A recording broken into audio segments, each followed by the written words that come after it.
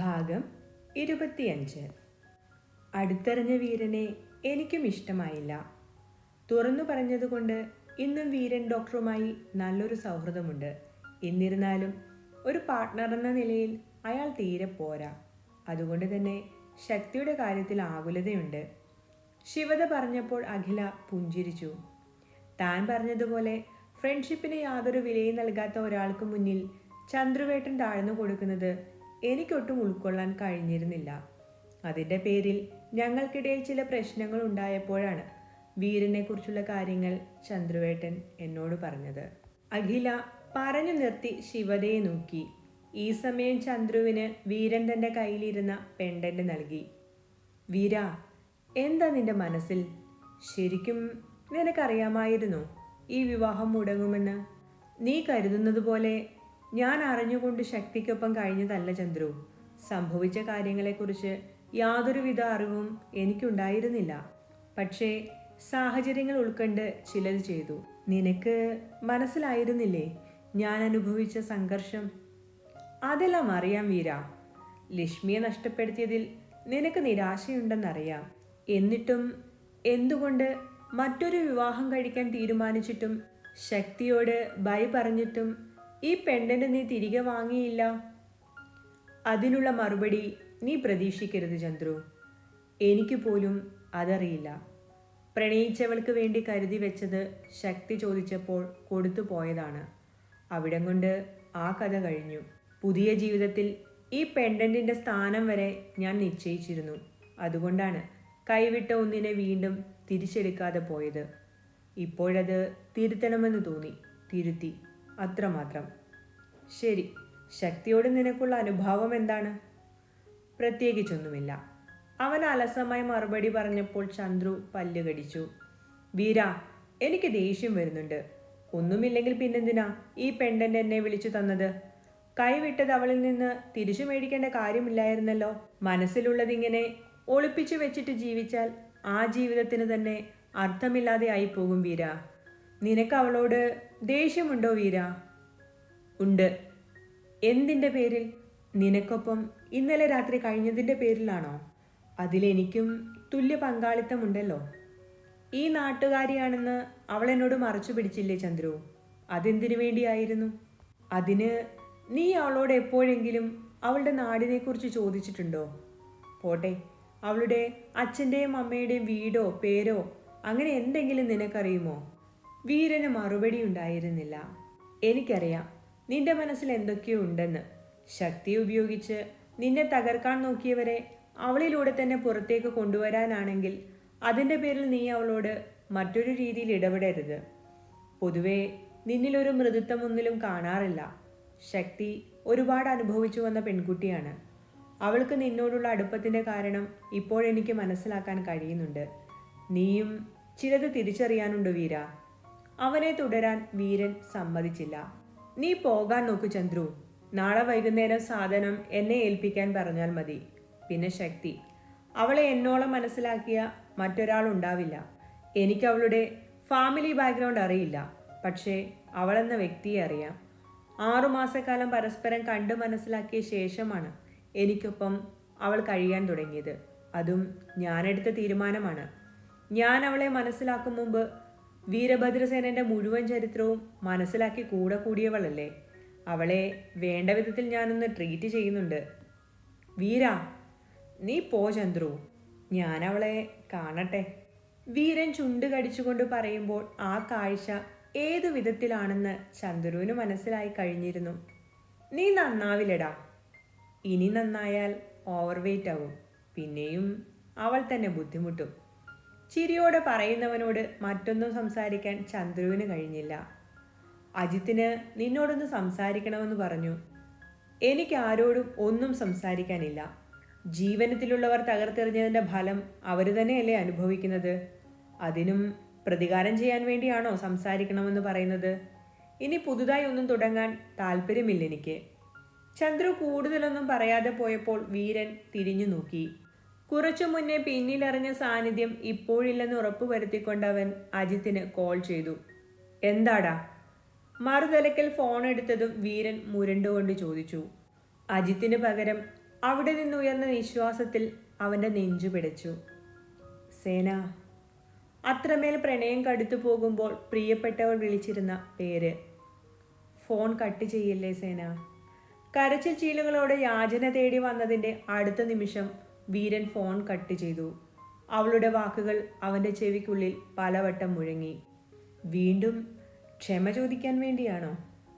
എന്തിനു വേണ്ടി? അവൻ സ്വയം ചോദിച്ചുകൊണ്ട് വീടിനകത്തേക്ക് കയറി. ജീവനത്തിലെ ജയന്തിയുടെ മകൻ അജിത്തിൻ്റെ ഫോണിൽ നിന്ന് അവനോട് സംസാരിച്ചത് അനുഗ്രഹയായിരുന്നു. യഥാർത്ഥത്തിൽ വീരൻ വിളിച്ചത് അജിത്തിനെ ആയിരുന്നു.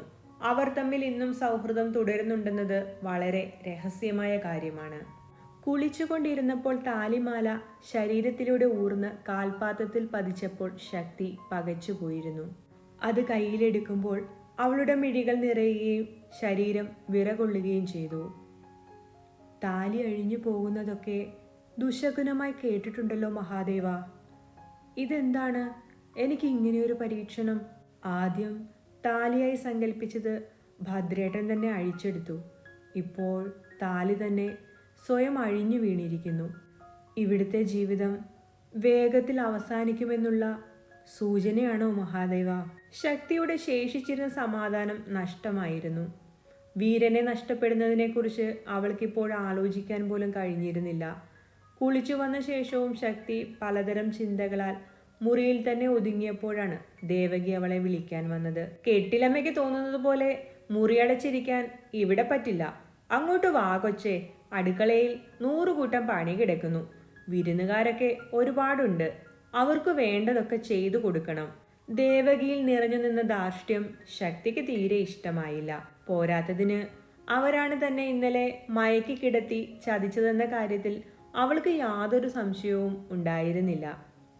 എന്നെ ഇവിടെ വേലക്കാരിയായിട്ടാണ് സ്വീകരിച്ചിരിക്കുന്നതെന്ന് നിങ്ങളോടാരാണ് പറഞ്ഞത്? അതിപ്പോ ആരേലും പറയണോ? പലതിൻ്റെ ഒപ്പം കിടന്നു കൊടുത്തിട്ടല്ലേ നീയൊക്കെ ഇവിടെ വരെ എത്തിയത്. ശക്തിയുടെ മുഖം മാറി. നീ എന്നെ ഇങ്ങനെ സൂക്ഷിച്ചു നോക്കേണ്ട. നിന്റെ അച്ഛൻ്റെ ഇപ്പോഴത്തെ ഭാര്യയാണ് നിന്റെ ചരിത്രങ്ങളൊക്കെ പറഞ്ഞത്. ഞാൻ മാത്രമല്ല, ഇവിടുള്ള മിക്കവരും അതെല്ലാം കേട്ടതാണ്. എന്നാലും സ്വന്തം അച്ഛന് മറ്റൊരു സ്ത്രീയിൽ ജനിച്ചതാണെങ്കിലും നിന്റെ സഹോദരൻ തന്നെ അല്ലായിരുന്നു അത്. ആ പയ്യനെ പോലും നീ വെറുതെ വിട്ടില്ലല്ലോടി കൊച്ചേ. അല്ലേലും കാമം തോന്നിയാൽ മുന്നിൽ നിൽക്കുന്നത് അച്ഛനാണോ സഹോദരനാണോ എന്നൊക്കെ എങ്ങനെ അറിയാനാണ്? 7ാം ക്ലാസ്സിൽ പഠിക്കുമ്പോൾ തന്നെ നിന്റെ സ്വഭാവം ഇതായിരുന്നു അല്ലേ? അതുകൊണ്ടാണ് കുടുംബത്തെ കയറ്റാത്തതെന്ന് അവർ പറയുന്നുണ്ടായിരുന്നു. ഇനിയിപ്പോൾ ഇവിടെ എന്തെല്ലാം കാണേണ്ടി വരുമോ ആവോ. സിന്ധു എന്തെല്ലാമോ പറഞ്ഞു പിടിപ്പിച്ചിട്ടുണ്ടെന്ന് മനസ്സിലായെങ്കിലും അവളത് തിരുത്താൻ നിന്നില്ല. ഇന്നലെ എന്നെ കൊണ്ട് നിങ്ങൾ കുടിപ്പിച്ച ജ്യൂസിൽ എന്തായിരുന്നു കലക്കിയിരുന്നത്? ദേവകിയുടെ മുഖം വിളറി. ഇവിടുത്തെ ചെക്കന് കിടന്നു കൊടുത്തതിൻ്റെ പേരിൽ നിവർത്തിയില്ലാതെ നിന്നെ സ്വീകരിച്ചെന്ന് കരുതി വലിയ ഭരണമൊന്നും ഇങ്ങോട്ട് വേണ്ട. ആ അനുഗ്രഹ കൊച്ച് ഇപ്പോഴും കാത്തിരിക്കുന്നത് വീരന് വേണ്ടിയാ. ഇന്നല്ലെങ്കിൽ നാളെ അവരൊന്നിക്കുകയും ചെയ്യും. പിന്നെ നിന്റെ സ്ഥാനം എവിടെയാകുമെന്ന് ഞാൻ പറഞ്ഞു തരണോ? ആരുടെ സ്ഥാനത്തെക്കുറിച്ചാണ് ഇവിടെ ഒരു സംസാരം? വീരൻ ദേഷ്യത്തിലാണ് ശബ്ദമുയർത്തിയത്. ഞാൻ ഈ കൊച്ചിനെ ചായ കുടിക്കാൻ വിളിക്കാൻ വന്നതാ. അന്നേരം ഇവൾക്ക് ഇങ്ങോട്ട് വന്ന് കൊണ്ടു കൊടുക്കണം പോലും. വന്നു കയറിയപ്പോൾ തന്നെ അവളുടെ അഹങ്കാരം കണ്ടില്ലേ? ദേവകിയിൽ നിന്ന് ഇതുപോലെ ഒരു നാടകം പ്രതീക്ഷിച്ചതിനാൽ ശക്തിയിൽ യാതൊരു അമ്പരപ്പും ജനിച്ചില്ല. നിനക്ക് അത്രയ്ക്കും അഹങ്കാരമുണ്ടോ ശക്തി? വീരൻ കണ്ണുകൾ കുറുക്കി അവളുടെ അടുത്തേക്ക് ചേർന്ന് നിന്നുകൊണ്ട് ചോദിച്ചു. ഉണ്ടെങ്കിൽ? യാതൊരു ഭയവും കൂടാതെ ശക്തി അവൻ്റെ ചോദ്യത്തെ നേരിട്ടു. ഇടുപ്പിലൂടെ കൈയിട്ട് അവളെ ചേർത്ത് നിർത്തുമ്പോൾ ദേവകിയുടെ മിഴികൾ ആർത്തിയോടെ അവനിൽ അലയുന്നത് ശക്തി മാത്രം കണ്ടെത്തി. അവളിൽ നിറഞ്ഞ വെറുപ്പ് തന്നോടാണെന്ന് കരുതി വാശിയോടെ വീരന്റെ മുഖം അവളിലേക്ക് താഴുന്നതിനൊപ്പം വാതിലിനരികെ നിന്ന ദേവകിയെ കാണാത്തതുപോലെ വീരൻ പുറങ്കാൽ കൊണ്ട് കതക് ചവിട്ടിയടച്ചിരുന്നു. മുഖത്തടിയേറ്റതുപോലെ അവർ പതറിപ്പോയെങ്കിലും വേഗത്തിൽ പിറുപിറുത്ത് തിരികെ നടന്നിരുന്നു. മനോഹരമായ ഒരു ചുംബനത്തിന്റെ സുഖത്തിന് വാശിയുടെ മേമ്പൊടി ചേർത്തവൻ രചിച്ചു തുടങ്ങുമ്പോൾ ശക്തി അവളുടെ ഭദ്രേട്ടനിലേക്ക് ഒതുങ്ങിപ്പോയിരുന്നു. ഒരു ചുംബനം കൊണ്ട് തുടങ്ങിവെച്ച രതിയുടെ ലീലകൾക്കപ്പുറം ഹൃദയത്തിന്റെ വാതിൽ അവൾ തുറന്നിട്ടത് അവനറിയാതെ പോകുന്നത് അവൾ ഒരിക്കൽ കൂടി അടയാളപ്പെടുത്തുമ്പോഴും അവനിൽ നിന്ന് പരിഭവം കൊണ്ടുപോലും അകന്നിരുന്നില്ല. അറിയാം, അവനുള്ളം അനുഗ്രഹം മാത്രമായിരിക്കുമെന്ന്.